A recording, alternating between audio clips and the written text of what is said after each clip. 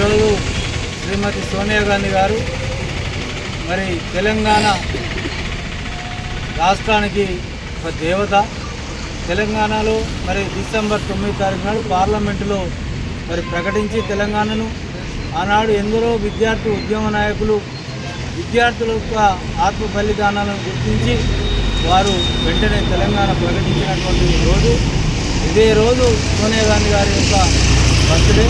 ఎందుకంటే గతంలో యూపీఏ ప్రభుత్వం మన్మోహన్ సింగ్ గారి ఆధ్వర్యంలో భారతదేశంలో అనేక సంక్షేమ కార్యక్రమాలు చేపట్టి మరి ఈనాడు తెలంగాణ రాష్ట్రంలో కాంగ్రెస్ పార్టీ ముందు వరుసలో ఉన్నది.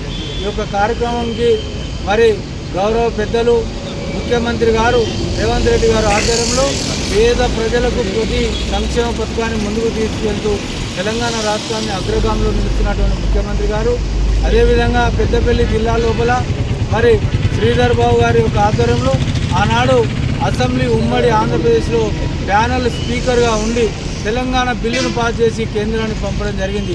మరి ఆనాడు శ్రీధర్ బాబు గారి యొక్క ఆధ్వర్యంలో మరి తెలంగాణ బిల్లు ఆ అసెంబ్లీలో ఆనాడు ఒక శాసనసభ్యులుగా మన పెద్దపల్లి శాసనసభ్యులు గౌరవనీయులు విజ్జన్న గారు కూడా ఆనాడు మరి ఆమోదం తెలిపి విజ్జన్న గారి ఆధ్వర్యంలో పెద్దపల్లి నియోజకవర్గంలో పెద్ద ఎత్తున మరి అభివృద్ధి ముందుకు